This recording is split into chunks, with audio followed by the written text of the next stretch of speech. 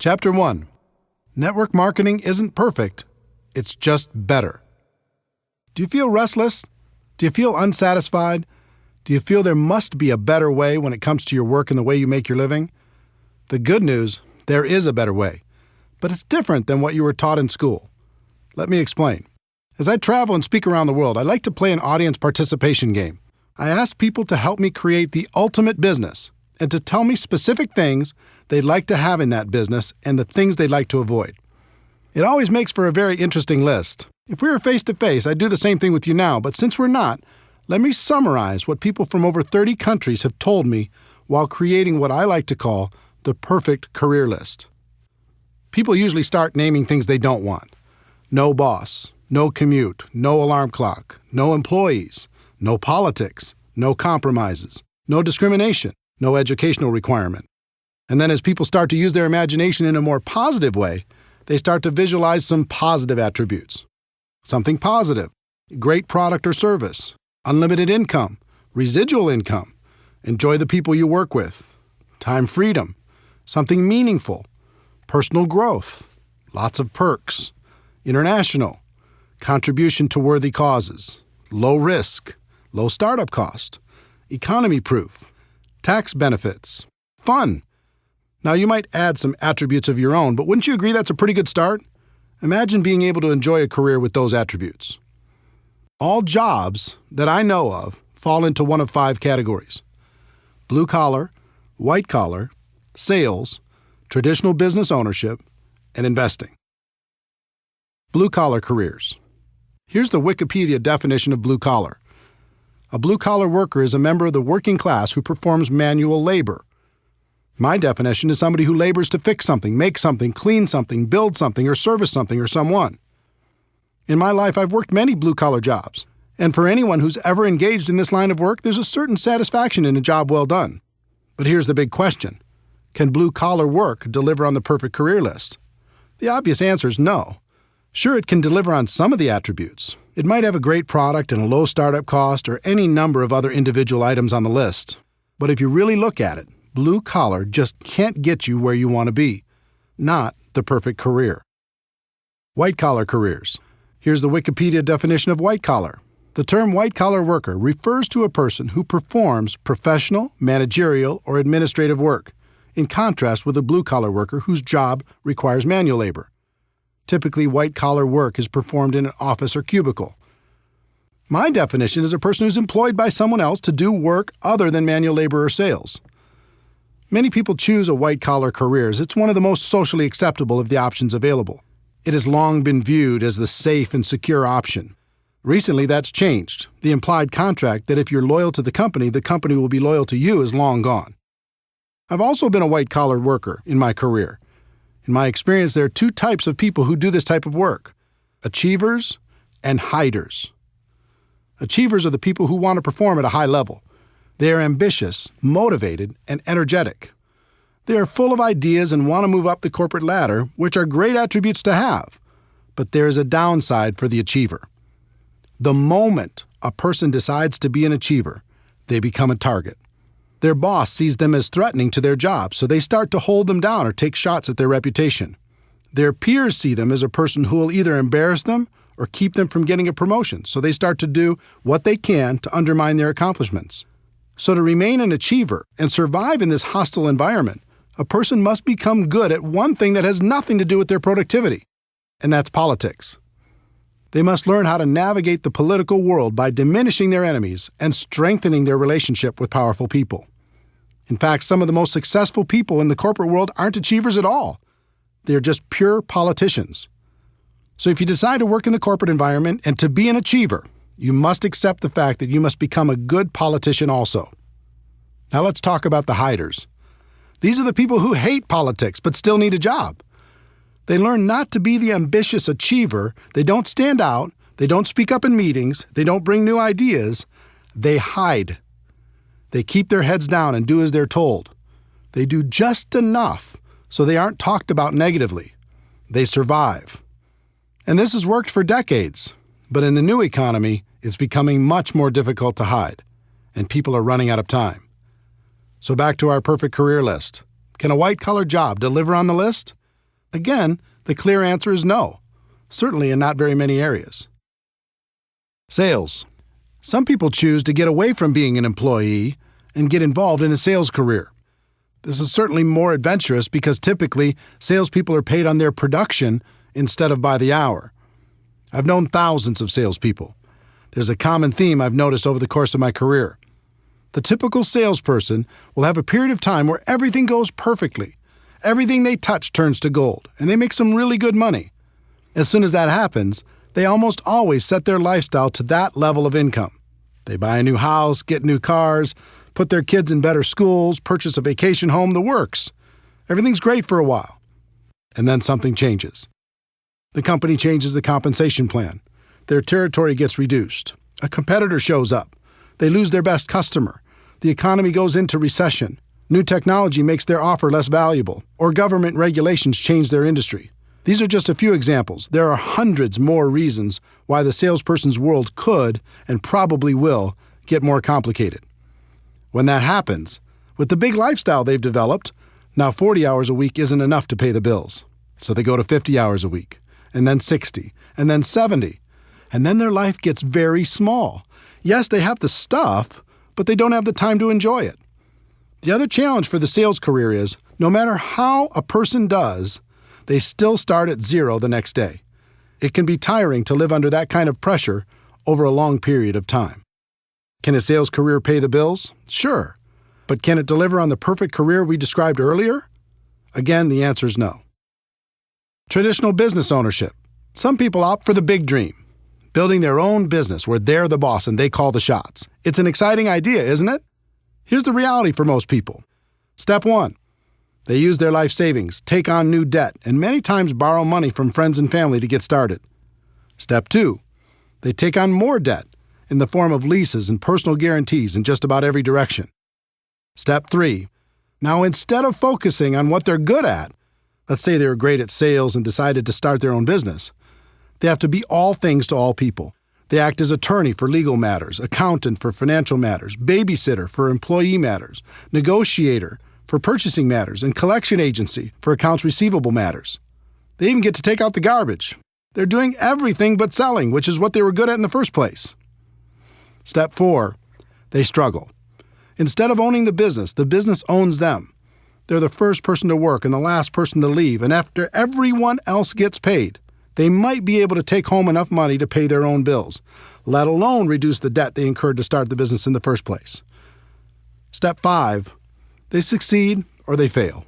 They either hit a point down the road where the business is successful, or they fail, many times filing for bankruptcy and falling back into a corporate or sales job. And even if they are successful, that usually means a lifetime of long hours and stress. Sounds romantic, doesn't it? If you haven't started your own business before, ask friends who have if this description isn't accurate. Most people who start their own traditional business aren't worried about getting a return on their investment. They just want a return of their investment. It's pretty clear that traditional business ownership can't provide the perfect career as we've described it. The investor. The last category of ways to earn a living in the world today is to be an investor. And what do you need to become an investor? Money, right? If you don't have a lot of money, it's going to be very difficult to earn a living from the return on your investments, especially if you try to be conservative to reduce the risk of loss. But let's say you do. What's the next thing you need in order to be a successful investor? You need to have incredible knowledge and skill. I know more people than I could count who were skillful real estate investors over the years. But when things radically changed in the real estate market, their skill couldn't help them. They lost big. Would you like to invest in someone's traditional small business? Good luck. In most cases, you won't be an investor. You're more likely to be a philanthropist. How about the stock market? People do great there, don't they? A few do, at least from time to time.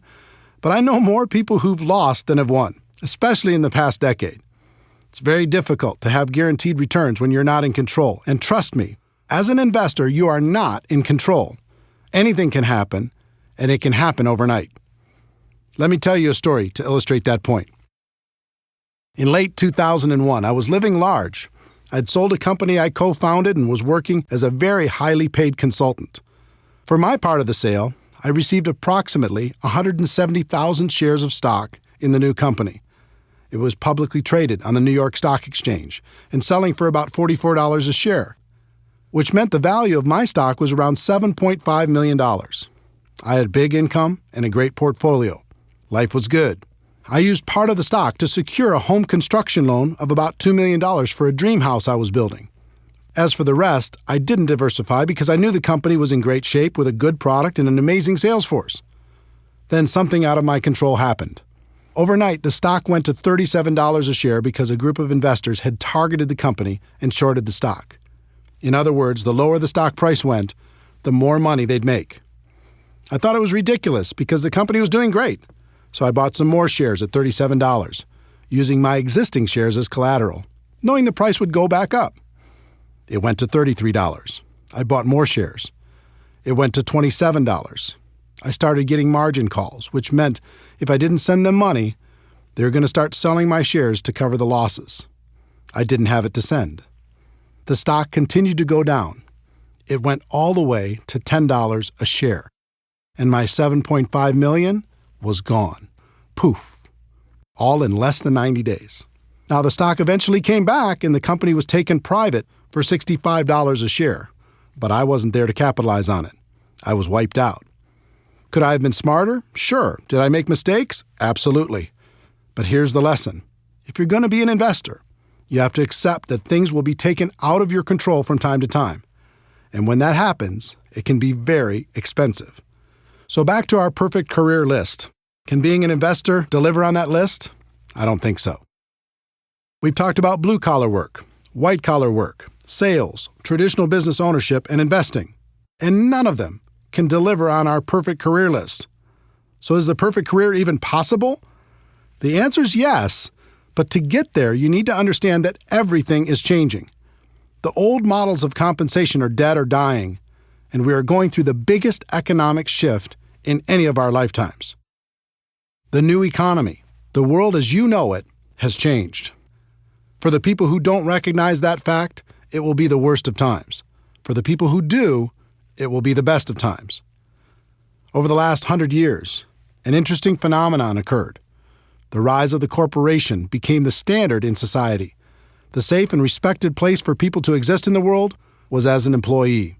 Step 1, go to school and learn how to be an employee. Step 2, find a company that will employ you. Step 3, work for that company for 40 years. Step 4, retire. In recent decades, the promise of being rewarded by the company for your loyalty and hard work has been exposed as a myth. People began to realize the loyalty they were giving to their company was not being given in return. So a different process evolved. Step 1, go to school to learn to be an employee. Step 2, find a company that will employ you. Step 3, switch companies for various political or economic reasons every 3 to 5 years over the course of your career. Step 4, find that you can't retire comfortably after 40 years, so you keep working. And now we're going through the biggest shift in any of our lifetimes. For a century, companies have paid people by the hour, by the week, or by the year. That's changing on a global level. The world is moving towards a performance economy, and it's already happening. Here's what that means. In the future, you're only going to be paid for performance. You won't be paid for your time anymore. Servers in the food industry already live in this model. They get a very low hourly wage required by law, and they make their living through tips based upon their performance. If you can imagine the same model being applied to virtually every job in the world, you'll see what's coming. The person cleaning the rooms in a hotel won't be paid by the hour anymore. They'll be paid by the room. For office workers, here's an example. A person has a $60,000 annual salary. Step 1, the company will lower that salary to something like $50,000 because with today's marketplace, there's other people who will take the job for a lower amount. Step 2, they'll reduce their base salary to something like $20,000 a year. Step 3, they'll tell that person that they can get an additional $30,000 over the year if they hit certain performance benchmarks on a monthly basis. In other words, if they hit their numbers, they can make an additional $2,500 a month. Now the pressure's on and the company's loving it. If you don't hit your numbers, they can save even more money. If you do hit your numbers, guess what's in your future? They're going to raise your requirements. Unless you are extremely specialized, this will happen to you if it hasn't already. Count on it. and it will happen in every single profession worldwide. The evolution has begun. Why is this happening? One, it's a better model for the company. They'll get better results with less expense. Two, the new economy needs fewer people, so the company has more people competing for fewer and fewer jobs. Let me explain why the new economy needs fewer people. The exponential rise of technology has changed everything. Over 100 years ago, 90% of the population worked in agriculture. Today, because of dramatic efficiencies, it's less than 1%, and the farming jobs are gone. Remember customer service call centers where you talk to people? Today you talk to a machine, and those jobs are gone. Remember when companies had a massive amount of salespeople? Now people order online, and those sales jobs are gone. Remember Blockbuster Video and all of its employees? Now people watch movies on their handheld or tablet devices, and those jobs are gone. I love books, but go to your local bookstore while you can. They'll be history soon, and so will the jobs provided by those stores. I could go on and on through virtually every work category in the world. Technology and efficiency are eliminating jobs every single day, and there's nothing we can do to stop it. In fact, it's only going to accelerate. If you're sitting there waiting for the economy to bounce back and for jobs to return, don't. They aren't coming back. Just like the children of farmers saw the handwriting on the wall and left farming for new vocations, the same thing is happening for people working in old economy jobs. To survive, they'll need to open their eyes to this reality and find something new. Network marketing is better. The best way I know to not only survive but to thrive in the new economy is network marketing. There are important products and services in the world today that need to be promoted to the people who need them. Consumers still need to be educated. Companies have choices. They can dive into the ever-fragmented world of advertising to get the word out. They can hire a large and expensive sales force to sell their products or services, or they can utilize network marketing to tell their story to the world. More and more, companies will choose to use network marketing because it fits the new economy. They can provide all the corporate support and paid distributors on a purely performance basis to promote their products. It's extremely efficient because in the new economy, word-of-mouth advertising continues to work better than any other form of promotion. The company can just take the money they would have spent on advertising and promotion and pay it to their distributors to spread the word. What that means for you as an entrepreneur is that you can receive all the benefits of traditional business ownership without the typical risks. And there will be no cap on your income because network marketing companies want you to make as much as possible. If you're going to be paid for performance anyway, why live with the cap? The catch to network marketing. This all sounds great, and it is. But there's a catch that most people won't tell you. Here it is. You must accept a temporary loss of social esteem from ignorant people. That means for a while, people still living in and trying to function in the old system will think less of you. They won't understand. They'll think you're crazy for being involved in network marketing. And actually, the word accept isn't completely accurate. You need to do more than that. You need to embrace the temporary loss of social esteem from ignorant people. You are seeing the future before it becomes apparent to everyone else. You are the smart one. You are the person taking action to live a better life. There's a reason why people will think less of you, and it's not just because they're stuck in the old system.